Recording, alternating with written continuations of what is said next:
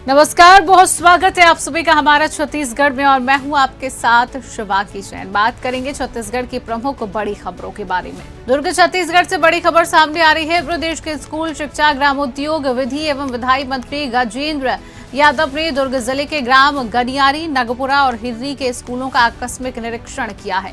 निरीक्षण के दौरान मंत्री ने शिक्षक गणों की लापरवाही पर नाराजगी व्यक्त की और आवश्यक नोटिस जारी करने के निर्देश दिए हैं।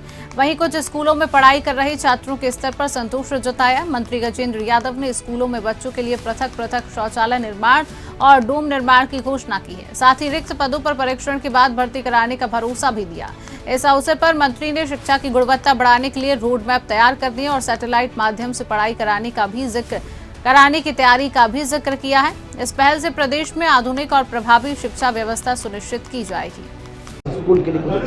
स्कूल के लिए हमने एक रोड मैप बनाए हैं। हमारी प्रारंभिक ये रही है कि जो पहली से 8वीं तक का जो पढ़ाई है, पिछले दिनों जब कांग्रेस के जो कपिल सिब्बल जी ने आरटी लागू करके परीक्षा अनिवार्यता समाप्त कर दी, उसको हम फिर से माननीय विष्णुदेव साय जी के नेतृत्व में फिर से परीक्षा कराएंगे। और पहले हम 12 खाड़ी पढ़ते थे, 12 खाड़ी पद्धति से चालू करेंगे। मूलांक, शब्दांक, शब्दों को चयन करना, ये बच्चों को सिखाएंगे ताकि बेस जब मजबूत रहेगा तब वो आगे हाई स्कूल, हायर सेकेंडरी में बहुत मजबूती से काम करेंगे। अभी राष्ट्रीय शिक्षा नीति में जो हमने एनईपी का जो सर्वे में ऐसा देखा जा रहा है कि बच्चे 8वीं तक तो रहते हैं, 9वीं में बहुत से बच्चे जो क्लास छोड़ देते हैं। उसका कारण समझ में आता है। 8वीं तक बिना जो परीक्षा से जो पढ़ाई होती थी उससे बच्चों पास तो हो जाते थे, लेकिन जब वो 9वीं में जब एग्ज़ाम में जाता था तो वो सफल नहीं हो पाता था, जिस कारण लोग क्लास छोड़ रहे थे। तो बेस को हम मजबूत कर रहे हैं। बेस के बाद जितने भी हमारे हाई स्कूल और हायर सेकेंडरी सबको मॉडल बनाने की तैयारी में हैं।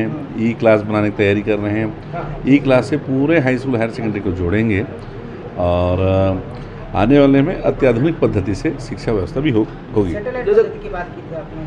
सैटेलाइट पद्धति में भी आधुनिक पद्धति बोल रहा हूँ, जिसको आप सैटेलाइट बोल रहे हैं। विज्ञान विकास केंद्र के रूप में रायपुर में हम एक तैयार कर रहे हैं विज्ञान विकास केंद्र, जो हमारे सारे डाइट सेंटर जुड़ाएगा वर्तमान के लिए जो भी जरूरी है वो सब। और वो डाइट सेंटर जो है वो सारे स्कूलों के ई क्लासेस से जुड़े रहेंगे।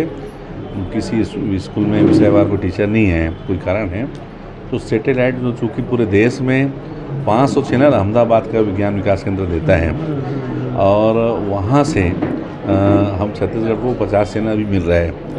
उसको चूँकि हमारे यहाँ सिस्टम ठीक से बैठ नहीं पाया, सिस्टम को भी पहले बैठाना है और सिस्टम जब चालू हो जाएगा, जनरेट होने के बाद हम वो सैटेलाइट सिस्टम को, मान लो किसी स्कूल में कोई टाइम में किसी विषय के टीचर नहीं है तो उस कालखंड में उसकी पढ़ाई बच्चों को व्यवधान ना हो, इसके लिए हमने ऐसी व्यवस्था की है कि सैटेलाइट से जो लाइव क्रिकेट मैच होता है उस पैटर्न में पढ़ाई होगी। बच्चे अपने क्लास से, जैसे मान लो कवर्धा कोई स्कूल है, अब वो कवर्धा दूर है, वहाँ मान लो इंग्लिश टीचर नहीं है, तो वो अपने ऑनलाइन वहीं से सब डाइस कोड है, डाइस कोड से वो एप्लीकेशन देगा, वो डाइट में आएगा, डाइट सीधा DPI को देगी और DPI गुजरात से कनेक्ट कर देगा। तो वो इंग्लिश का जो कालखंड है उसमें इंग्लिश पढ़ाई होगी और ऐसा पढ़ाई होगा कि बच्चे को ऐसा लगे कि टीचर सामने से पढ़ा रहा है, लेकिन वो टीचर डाइट सेंटर में रहेगा, सैटेलाइट अहमदाबाद से आएगा और मैनेजमेंट DPI रायपुर से होगा। ऐसा अत्याधुनिक प्रकरण को हम इस शिक्षा में कब तक देखने को मिलेगा? देखिए, हमारी तैयारी ये है कि नया सेशन जब चालू हो तो हाई स्कूल, हायर सेकेंडरी में अगले अगस्त तक हमको हर हाल में पद्धति चालू करना है। सर, ये बताएंगे कि मंत्री जी की कुर्सी पार में एक शराब भट्टी स्थानांतरण किया जा रहा है और बड़ी संख्या में जो स्कूली बच्चे अभी भी वहाँ मौजूद है, कितना सही मानते हैं स्कूली बच्चे को वहाँ आना और शराब भट्टी? देखिए, आप सबको मालूम है कि हमारे डॉक्टर रमन सिंह जी के समय में और माननीय विष्णुदेव साय जी के समय में जो आबकारी नीति में है उसमें स्पष्ट कहा गया है कि आसपास जहाँ शाला हो, स्कूल हो, कॉलेज हो, वहाँ पे शराब दुकान नहीं रहेगी। अभी कुछ बच्चे बैठे हुए हैं शराब भट्टी नहीं खोलने की मांग को लेकर, जो स्थानांतरण मेरी जानकारी में नहीं है, जानकारी लेके ही बता पाऊंगा। तो फिलहाल के लिए इतना ही। प्रदेश की तमाम बड़ी खबरों को जानने के लिए आप देखते रहिए सुदर्शन छत्तीसगढ़।